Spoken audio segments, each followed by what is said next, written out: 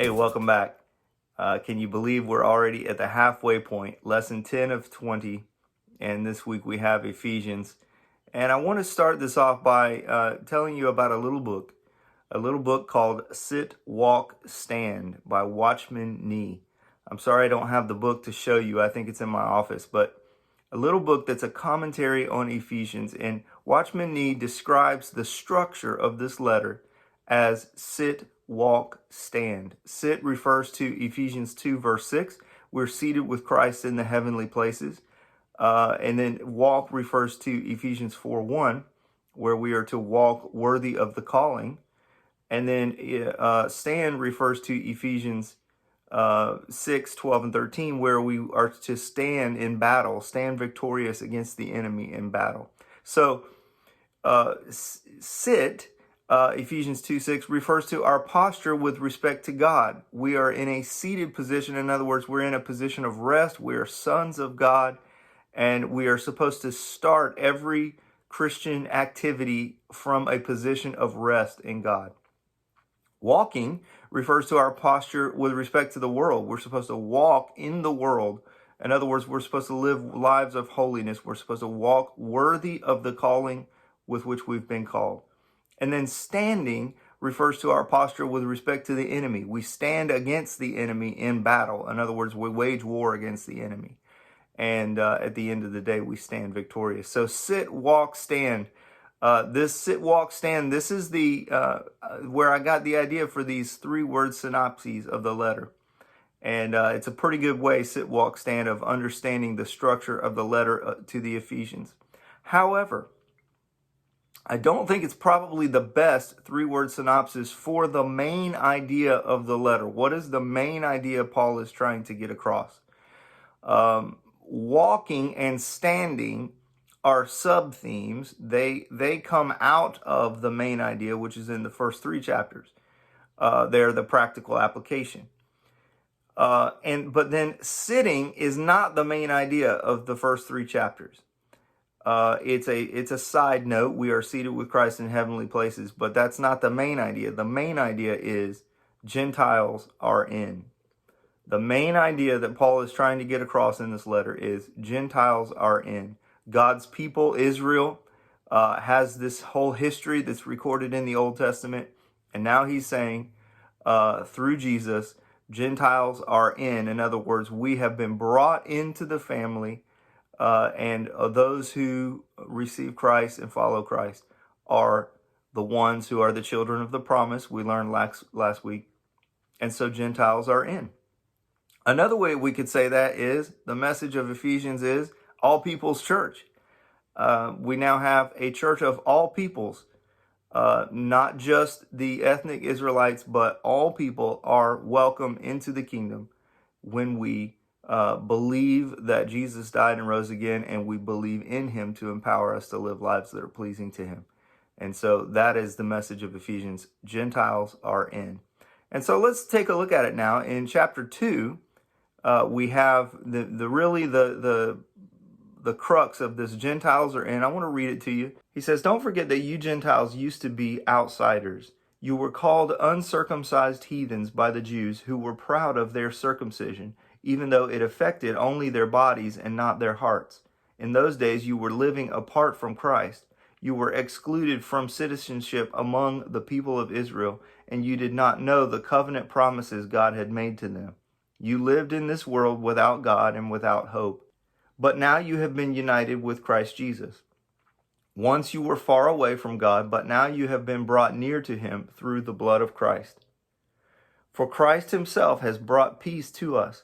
He united Jews and Gentiles into one people when, in his own body on the cross, he broke down the wall of hostility that separated us.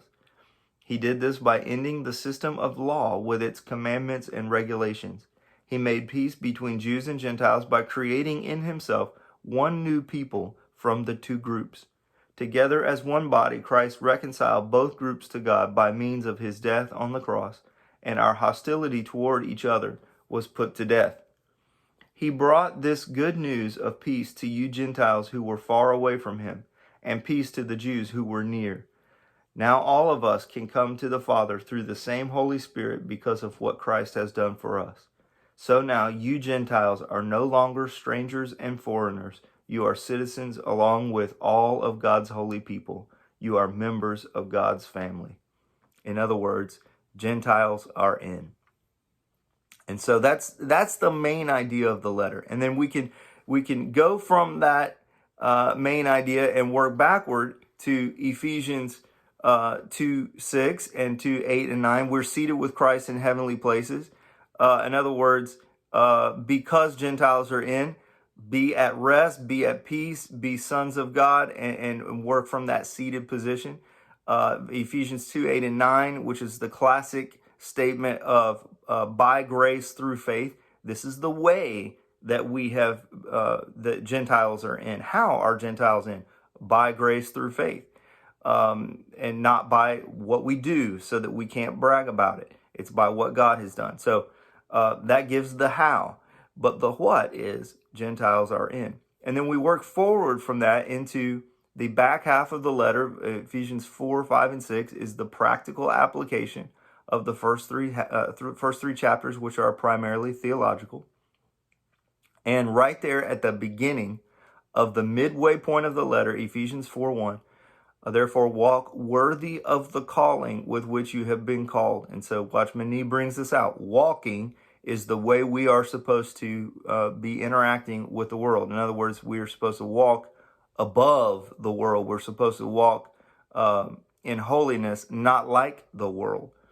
And so in chapters 4 and 5 in particular, he gives several examples of what that should look like, as we've seen already in several letters.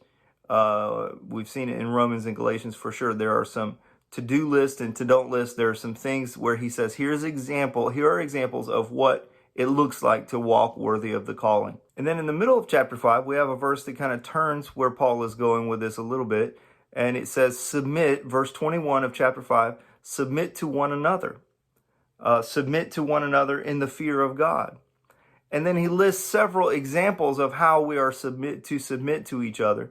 Wives to husbands, husbands to wives, children to parents, and then slaves to masters, which you saw in the paraphrase. I modified that to employees and employers, talking about employees doing what the employer says, but also the employer not treating the employee poorly.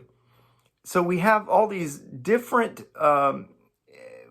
manifestations of what it looks like to submit to one another in the fear of the Lord.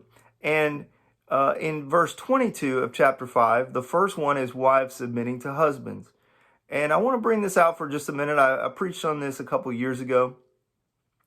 But I think we've done this a disservice in the past of wives submit to husbands.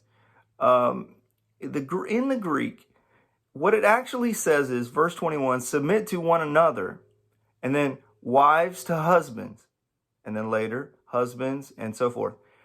It doesn't say wives submit, it says wives to husband. In other words, here's the first of several examples of how we submit to one another. And so we do believe that the husband, the husband and the father and the man is the head of the household. We do believe in a complementarian, what's that, the fancy word that's called a complementarian government of the household. The man is the head of the house, and the wife is to submit to her husband. But we have taken this too far in many cases. It does not mean a license for the husband to just kind of rule in an unfair way, and the wife just has to submit and has no say in the matter. It really doesn't mean that at all. What we're getting at is the ways in which we submit to one another. And the wife submits to the husband in one set of ways, and the husband sort of submits to the wife in another set of ways. Husband, love your wives is really the harder job of the two jobs. And I don't have time to get into this, to do a whole teaching on husbands and wives. I did that actually a couple years ago and took apart this passage. But we do believe that wives are to submit to husbands, but the husband is not to lord over the wife. It should be a husband and wife working together to have that family be in the position that they should be. And so dig in there to the paraphrase and see the ways in which the wife should submit to the husband and the ways in which the husband should love the wife. And that involves submitting on some levels. We are to give preferential treatment to our wives. That's what love means.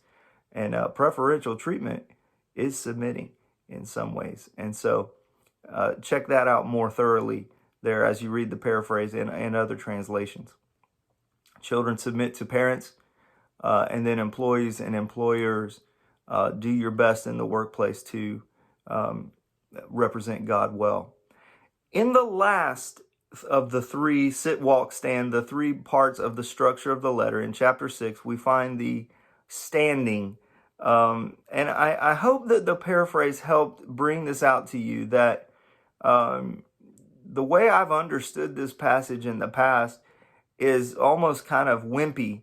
We fight against the enemy, and we just keep fighting and fighting against the enemy. And after we've done everything we can do, just stand, brother. It's all you got left to do is stand, just stand. As if we're kind of left helpless at the end of the battle. Well, that's not at all what the idea of this is. That word stand has the connotation of standing victorious. And so I really added some words there in the paraphrase to bring that idea out. That when we fight against the enemy, putting on the armor of God, and fighting with the weapons, the spiritual weapons that he has given us at our disposal, at the end of the day, we are supposed to be standing almost like you've got your foot propped up on the dead body of the enemy, raising a hand and, yes, I'm standing victorious. That is the idea of standing against the enemy at the end of the day. And so the letter to the Ephesians, great way to understand this structure: sit, walk, stand. The actual main idea message is Gentiles are in, and then chapters 4 through 6 give us some picture of what that means for walking out our daily lives. So that's Ephesians. Next week we'll have Colossians, and we'll see you then.